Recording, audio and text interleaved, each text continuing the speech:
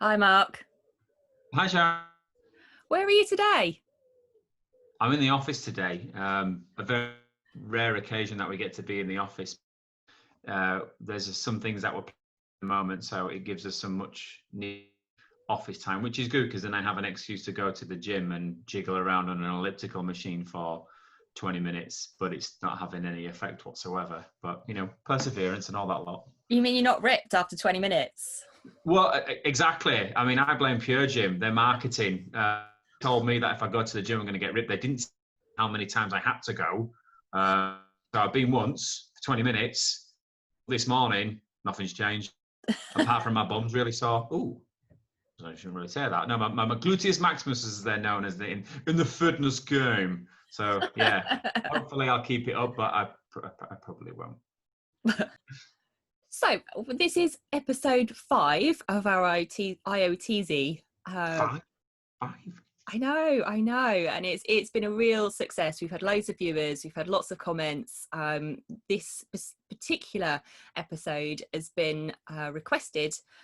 I don't know who it was, but someone's asked us to talk about the difference between the corporate world and starting your own business. Your tips, your thoughts, your feelings along the way, what the journey's been like. So over to you. I started, and I've been in the corporate world most of my professional career, did different jobs, all the way from not being able to get a job at McDonald's because I didn't have any customer skills, as I was told when I was 15. Can you imagine that? Couldn't even get a job at Mickey D's. All the way up to running big programs of work in Whitbread, the guys that own Premier Inn and used to own Costa Coffee. But the corporate world has its advantages and it's got a lot of disadvantages as well. Same on the other side in terms of starting your own business. But I started my own business after being made redundant for the second time in less than 12 months.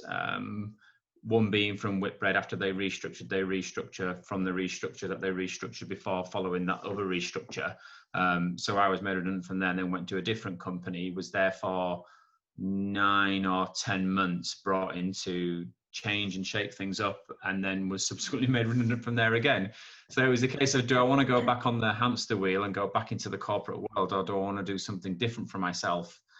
And after a long conversation with John, my business partner, who has successfully run a business for 6 years, about my thought process and what I wanted to do and what were his sort of takeaways. And I always remember him saying, when it's good, it's good. When it's bad, it's really bad. And if you're up for that, then just get on with it. But yeah, from the corporate world, it's easy, very easy. I've found now after doing this for 2 years in the corporate world to pull your salary. You're going to get paid, especially if you work for a big old company pre-COVID, you're going to get paid within reason, no matter what you do. Your salary will always land in your bank. You don't have to worry about chasing down invoices. You don't have to worry about, I didn't have to worry about how the company was performing. There's loads of excuses that you can make in terms of hiding within a big corporation. Our accounts didn't come back to me. HR hasn't done this. And so was on holiday for 2 weeks. It is total BS is most of it. But I'm conscious that I'm going to continue talking about starting up and what the difference is, but I'd be keen to get your take on it as well, Sharon, because you're not, you're unique, should I say, in this situation like me. You've been in the corporate world and now you run your own company as well. I mean, what did you think of that? Yeah, I'm also a victim of being made redundant from Whitbread, and I can, the same cycle every single year of redundancy. Are we at risk, and what does it feel like, and everything's stopping. They have that on their business plans. They must say, right, hang on, I'm getting a bit anxious here. We haven't made anybody redundant in at least 12 months. Restructure. Yeah, that does seem to be part of their strategy, a continuous cycle of restructuring, which is slightly uncomfortable. I mean, I was there for 8 years and went through it. I felt like I went through it every year. Then yes, of course. Yeah, the survival, isn't it? It's, am I safe? Am I? It's just that, what's it called? I think it's like survivor syndrome, when your team gets decimated and 3 and 4 you people go, and you're sat there going, right, I'm safe, but now what? What about the next 12 months? I know. And I remember having, well, I guess I'd call it survivor guilt, because but That's it. several times I was the only one that was staying, or there was 2 of us out of 30 staying, and thinking, Mm. oh dear. And I was trying to be like worried for them, and but like slightly happy for me, but uncomfortable, and all these, Yes.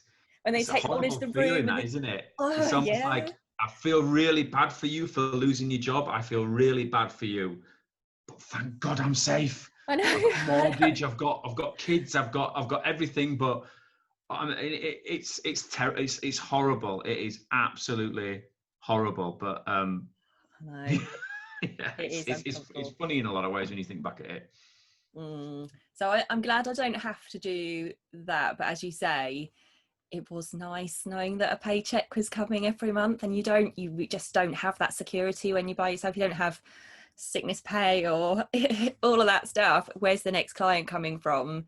I Mm. think that's, although it was exciting to go, oh, okay, right, I'm on my own, complete autonomy, this is up to me now, my success and my failure is completely up to me, which is invigorating, but also, you've got to man up. You can't be a wimp about it. You've got to drive it forward yourself. So And don't you think as well? I found this quite interesting, actually, because especially in the corporate world, it's amazing how difficult people find it to adjust. And what I mean by that is a above inflation 3% pay rise every year is something that people just expect and almost demand in a corporate world. We've increased sales by 3% this year overall, the company, so I want my 3% over inflation pay rise as part of my end of year review, blah, blah, blah. What I found really interesting was and we won't talk specifics around money because we don't do that in British society. But being paid very well in the corporate world and then starting my own business, it was at least an 80% reduction in take-home pay every month. yeah, And it is, you pay yourself enough to survive. And what I mean by survive is, can you absolute still bare pay minimum. your outgoings as the company, but also can you afford to pay your mortgage? Can you have some small discretionary income? Maybe not. But what I found was, this was a really interesting thing, because I read loads of books, and when you want to start your own business, you go, I'm going to read a book, or I've got an MBA, so that means I can start a business. And no, it doesn't. It really doesn't. Oh, should I not bother finishing mine then? No. We've had these conversations. No, you should definitely finish your MBA, but I would also argue that doing this over the past 2.5, 3 years, I've learned more about business than actually going and sitting in Lectures. a university to do an MBA. They do complement each other in some ways, but you don't get the grenades in the face in the trenches that you do running your business. But just to finish that story, what was really fascinating was, even taking a significant reduction in pay after coming out of the corporate world, I have never been so engaged in my life than what I'm doing now. I mean, I'm sure people watching this are probably doing it right now, actually, if they're watching this. They're coming to work, and it's easy to go through the motions. It really is easy to come in and go, oh, it's the same thing day in, day out. But when you start your own business, it's completely up to you. What does Yeah. that, what's his name on the NFL? Is it Ray Lewis? I love that saying that Ray Lewis says. Nobody can judge effort other than you. And again, in the corporate world, you put effort in, and you are likely to get some stuff back. You probably get some initiatives away, but you are very much conducive to the environment that you, quite rightly or wrongly, have built around you, or the company that you haven't really got a say in per se has built around you. So you have to operate within that environment. In your own business, nobody can judge effort other than you. It is very much that. If you sit in your office and nothing's happening, there's no one to blame. Yeah, exactly. You can only go for the opportunities if you put the effort in and network and make the effort. It's Oh, just and not it's gonna hard, isn't land it? in your lap. It is. I've never worked as hard in my life. And one of the things that I like to go on a rant about, and I know I've ranted to you about this out of this forum, Sharon, and anybody else that wants to listen, really, I've found since COVID, when I'm talking to people, I'm doing word vomit. I had my hair cut the other day, and the poor barber didn't get a word in edgeways for 25 minutes, poor guy. But I do rant about this a lot in terms of entrepreneurship. It has been massively glamorized over the last couple of years, even more so now when you look at platforms such as TikTok. I mean, we use TikTok as a pseudonym for Manuka Technology. We use TikTok because it's fantastic to, again, put your culture out there, do quirky things, and it's very funny, is TikTok as well. But seeing people on there, those videos that go, nope, nope, nope, yes, I'm 21 years old and I'm a Forex trader, and by the way, I'm a semi-professional football, and I've got my #1 album out in the charts, and I'm a YouTube star, and I'm a multimillionaire. There are people like that. Of course there's people like that. They're probably the less than 1% of the 1% of entrepreneurship. But entrepreneurship is hard. It's horrible.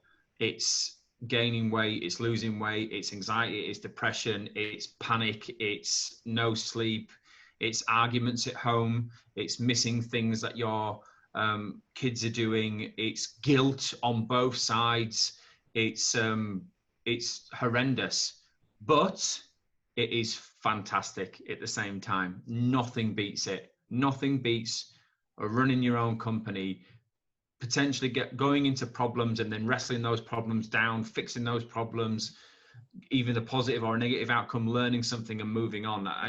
Nothing beats it. There's nothing like it out there at all. And I would never go back to the corporate world after doing this. Not a chance. There's nothing like it. I mean, what have you found, Sharon, since starting yours? Have you had a similar experience, or is it something different? I was reflecting then on what you were saying about kind of missing out on the family life stuff. I think that's been slightly different for me, because I often felt, I mean, obviously COVID is different now, you can work from home, etc. So that kind of changes things slightly. But I felt a lot of that guilt when I was in the corporate world as well. And because I took so much of my work home, it feels fairly similar to me. I felt like I missed out a lot because Well, I I was remember having working those so hard. conversations when you were in EasyJet. Having those conversations at 10, half 10 at night, and thinking, you've been at work all day as well. I know, and then I'd be out on site all night. Got a job. So yeah, I mean, that's testament to your work ethic, though. Yeah, but it's nice that I'm now doing that for myself. So I'm now building that for myself, rather than being out all day, all day doing work and then going out on site all night as well, and then just thinking, oh, okay, is this worth it? But now I'm actually doing that for myself and seeing the successes coming in, and it's as we say, it's all down to me. What I do not miss about the corporate world is the politics, and I'm not a political animal at all. I was always trying to work out how it worked, try to get my head around it, and I struggled. I'm so glad now that working in a small business, yes, obviously you need to have a political radar. It's part of your emotional intelligence to pick up and understand how that works, but so much less of it now. At least now I can speak to people one-on-one, how things are, be very authentic, rather than trying to understand who likes who and who's been to football with who and well, how it works. You've just hit something there, Sharon, around corporate masks. I do remember when, I think 2009 or 10, so this is post recession, economy is getting going again. Whitbread that I was in was going through a boom in terms of premiering more so. But I always remember coming in to the office, because I was spending more and more time in the head office, which is in Dunstable, as you know. So it's quite a long way for me to come from Leeds and stay over, because obviously we're premiering. But I always remember pulling up in the car park and almost going and putting on a mask, hypothetically speaking, walking in, doing what we needed to do that day, be that meetings or whatever that would be, coming out, being absolutely exhausted, then almost washing my face, and then going off and being me. And I when I was a lot younger, I never realized what was going on there until someone told me that we all wear masks. I think I remember speaking about it at Best Conference the other year, whatever, in terms of corporate masks. In this company now, I don't think I've ever put on a mask. I think no, I don't. I think everything we've done, be that from big pitches to clients, to the McDonald's of this world, to the Waits to this world, to whomever it is, we've always been, or I have, specifically me, I've always been as I am normally, be that in work or out of work. And as a result of that, I've never had such success in my life. I mean, did you ever find that, Sharon? Did you ever find that when you used to go in Whitbread or whatever that might be, you'd almost like put a face on and then be something that is you but not you, a bit like an avatar. Yeah, definitely. I mean, I worked across 3 different departments when I was at Whitbread. And I remember I had to change for every single one, which was interesting. You kind of go thinking, hey, I've got a one culture, I know what I'm doing here, move from supply chain to IT to HR, find you've got to be completely different. That takes some adjustment. And it's a shame because that effort you put into being someone else or dialing yourself up or dialing yourself down could be put into work and success rather than effort of putting on your mask and dialing Exactly. yourself down. Exactly. And I used to do 360 feedback, and there was I can't remember what it was called for the life of me, but it was something where we'd use an external company and they would approach people around the organization that you've had interactions with, get feedback from them and present them back. Yeah. I remember I had one once and it was devastating because people who I thought I got on well with, who I had really good interactions with, be that face to face, on the phone or email, the feedback that I got was gut wrenching because it sort of comes back to the point of a corporate mask. There was so much politics and bullshit in a lot of ways in that world, and it was when I first came across that. The terminology was imposter syndrome. And there was a lady in there who was fantastic. If she ever sees this, it's a lady called Jen Arnold. I think she's still in Whitbread. I was promoted and then got to the point where I felt like an imposter. I don't know why.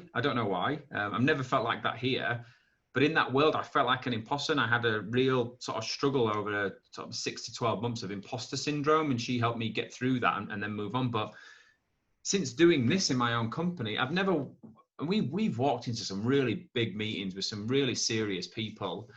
I've never once thought I don't belong here, but in the corporate world, I did in some ways, presenting to boards. I mean, I remember that I won't mention anybody's names, but I remember I got told I talk funny, or I don't sound right of how I talk. And when you go into that boardroom, before I went in that boardroom, I had to have guidance and steers on my terminology and how I get terminology one, but in terms of how I talked, because if the advice I got was, if I walk in there and I open my mouth as a northerner, the senior person in that room will look up and go, bloody hell, what's he doing here? And I have never got over that. Well, no, I have now. It took me quite a long time to get over that because I'd be terrified to open my mouth because I thought I sounded funny. And see, I find that disgusting. I really struggle with that concept massively. And I think things have changed slightly more now. It's all about bringing your real self to work and all that. But when you hear things like that and the other behaviours as well, like the most senior person waits an extra 10 minutes to make sure that they can make the meeting. I had someone, oh my God, again, we'll keep names out, but I had a boss who would purposefully be late for meetings. And he told me that he was purposely going to be late for the meeting, so everybody would wait. And I would be fuming, staring at my pad when it was 10 past 10 and that person hadn't arrived, because I know they're doing it because they're the most senior person. I don't get it. I know. Such games just blow my mind. I just think, what is that about? Just get over yourself and let's get the work done. Well, exactly. And that's the thing, if you're watching this around starting your own company, that is the massive benefit, is you can cut all that out. If you want, I mean, you know what it's like here, Sharon and MKL. Once something's going to happen, then it's right. Let's go. Let's do it. Let's go. No crap. No extra long meetings. No side chats. None of that. It's let's get this thing done. And that comes back to the other podcast we did around culture, because you make that culture around deliverable, transparency, being who you are. More importantly, I'd hate to the life of me if we exploded to enterprise level and someone came to me and just said, oh, someone said to me, Mark, my accent, or I don't sound right when I'm going to, I'd die. That would cut me to the bone. But unfortunately, the people will be watching this. You will be in that environment now, and I can tell you with confidence that it's bullshit. None of that is true. You are who you are, and you can. If you try to believe in that in yourself, you'll be gobsmacked on what you can achieve. You really will. But yeah, I think for me, the entrepreneurial side is when you see people, how many statistics do you see about Jeff Bezos and what his money could do, and Mark Zuckerberg being the youngest billionaire, whatever age he was. I'm laughing because that is all true. It's all true. And people look at that and think, I'm going to start my own company and that's going to be me. And fair play to you if you've got those ambitions. I mean, I'd love to be there, but the reality is it's hand-to-hand combat in trenches in the dark, and not knowing what's going to come at you. That's what starting your business is like. And if you're up for that, and you like a challenge and a fight, and you won't take no for an answer, and you want to wrestle something to the ground and make something for yourself, but for your family and for your children's children, then do it. 100% do it. I don't regret it. No, I don't. Easy, though. I don't. I think I've never been more fulfilled. To be able to do something for myself and drive my own destiny is really empowering. And the other thing is I would certainly say, when you do start your own business, you realise how important your network is. It's don't make people important when you're important. I think that, yeah, exactly. Again, in the corporate world, I mean, I've said it before, you look at your phone now, whoever's watching this, and how many of those last 10 people that called you actually rang you to see if you're okay, or what you're doing, or how's the kids, or whatever that might be. How many of them actually rang you to task you or ask you for something? That's a transactional relationship. You can't have that in this world. You just can't. And that's been hard for me because as a natural introvert, I mean, I remember when, again, in the corporate world, you do all your, insights? What color are you? Are you a yellow? Are you a green? Are you a blue? Are you a red? Are you an INTJ, or are you a ENTP? Or if you're an ENTJ, then you're going to be a CEO. If you're an INTJ, you're going to be a serial killer, and you're going to be in jail somewhere. Stuff like that is fascinating, and you do learn a lot about yourself in the corporate world. But I found that I've changed personality-wise massively. I'd love to see in some ways what I'd be like if I went back in the corporate world. I don't know if you've ever watched Carl Pilkington, where he goes, bullshit. I'd probably get fired in the first couple of weeks because I'd just be sat there going, this is pointless. Let's get on. Let's do something. Let's make some money, or let's deliver that, or let's do this, or bring these people in. Let's all go. Let's all do it. And if you're going, whoa. First, let's go play golf. Then let's go for dinner. Then let's think about it for 2 weeks. Then let's do some budgeting, fire some people, restructure. Then we'll do it. Then we'll pause it halfway and go, no, we'll change direction now. Yeah, exactly. Yeah. Oh, we've run out of money. Okay, what? We've just spent X amount of pounds doing it. Nah, whoa. Right. Oh, do you remember profit protection? Yes. Stuff like that. All right, you get your budget at the end of the year. I get it. Makes financial sense. Anybody who's watching this in finance, I get why you do it. But I just always used to go, right, we've got these real initiatives. Going to get it over the line. I need to take 10% of that budget, profit protection. We don't know how it's going to be at the end of the year. Right, okay. But I'm still getting my bonus, yeah? Yeah, slightly bonkers, isn't it? It's absolutely fascinating. But it's not easy. It ain't. I mean, especially during these times. I mean, again, if you're watching this and you've started your own business, fair play to you if you're watching this and you've kept it going. Be that whatever you've had to do to keep it going.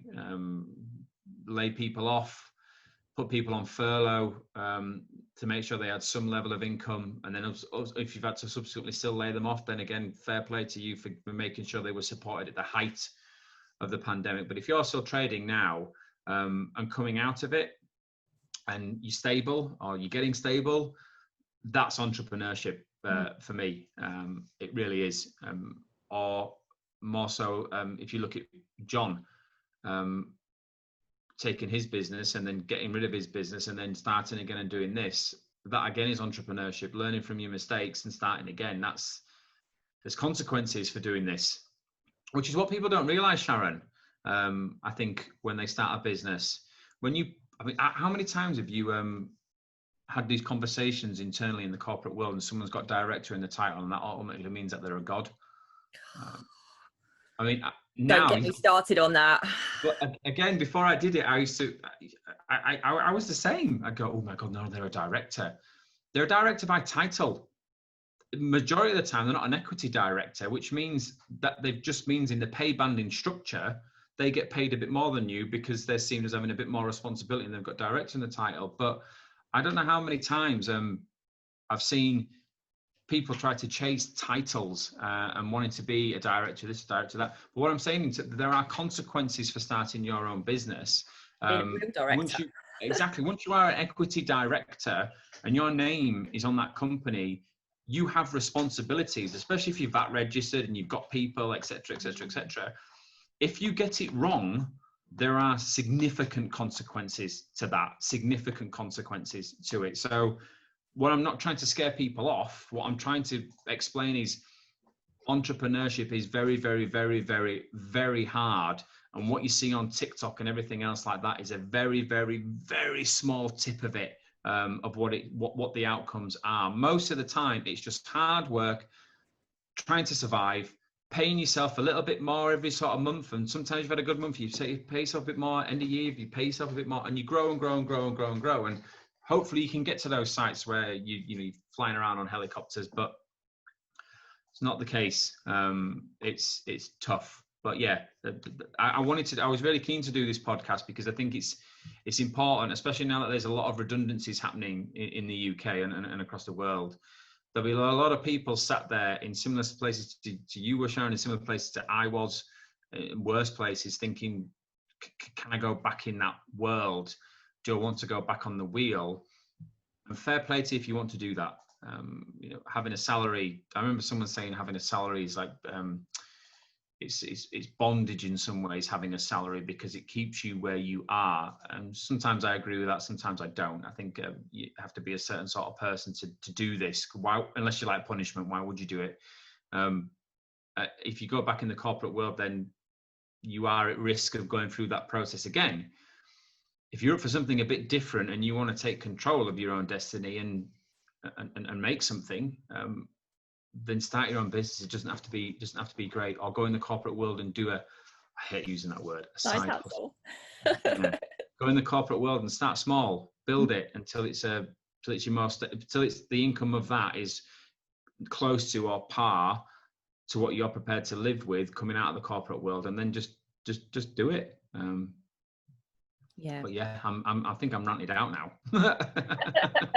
I think the last thing probably I'd say on it is, I think you've got to find your passion as well. If you're just doing something that, well, there's an opportunity, but you don't really believe in it, you're not going to put the hours in. You're not going to live and breathe it. And that is so important if you've got your own business. Well, it certainly has been for me. Well, exactly. And you just reminded me then, Shannon, I mean, I've seen these videos before where you've got Steve Jobs, Jeff Bezos, even what's his name, the cage fighter, Conor McGregor. I saw something of him the other day talking about passion, because if you find your passion, you never work a day in your life. I mean, that's another cliche, but it's so true. Yeah, it is. It's true. It is true. It is true. I mean, of course, you work 10 times harder than you ever would in the corporate world. You work 10 times harder for a lot less money, doing your own business, but it doesn't feel like work. No, it's just so fulfilling. You hit it right. It's so fulfilling. Oh, and I remember, I think, as I said at the start when I was talking to John, that when you get on a run and you're hitting the highs, there's no better feeling in the world. Nothing will beat that feeling of doing a big pitch or having a challenge or a problem or whatever that might be, landing a client, getting your first client, getting your second client, getting your biggest invoice paid, your first, whatever that might be. Nothing beats that feeling. It's like all your Christmases and your birthdays have come at once. It is brilliant. But the flip side of that, when things go wrong, especially COVID, people are not paying, work's falling away, etc., etc., etc. You're having to let people go. There's a lot of different confusing information around governments, all that stuff. When it's bad, it's bad. But there's that thing called adaption principle. You adapt to your surroundings, and you will come back up to a base level of happiness, of where you need to be, and then you enjoy the good times, and you learn from the bad times. I wouldn't necessarily say I've enjoyed the bad times, but I'm glad we did. I'm glad we went through them, because you live and learn in that way, and then you change your business accordingly, and you're stronger. But yeah, if you're watching this and you're thinking about doing it, go into it with your eyes open, and just get on with it. Roll up your sleeves and start. Yeah, no, I'd agree. Okay. Great. Thank you, Mark. We'll have a smashing week, and I'll catch you on the next episode. Thank you. Bye, everyone. Bye-bye. Bye-bye. Thank you.